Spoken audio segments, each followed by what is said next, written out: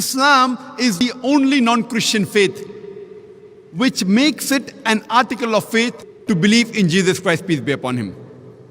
No Muslim is a Muslim if he does not believe in Jesus Christ, peace be upon him.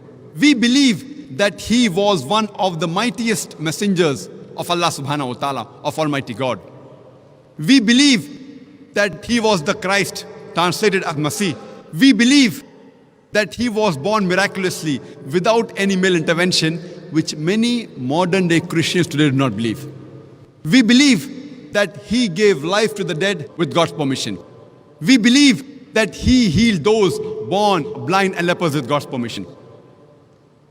By name, there are 25 messengers given in the glorious Quran.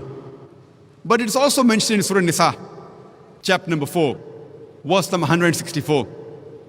And Surah Ghafir, chapter number 40, verse number 78, that we narrate to you the stories of some of the messengers, of the others we don't.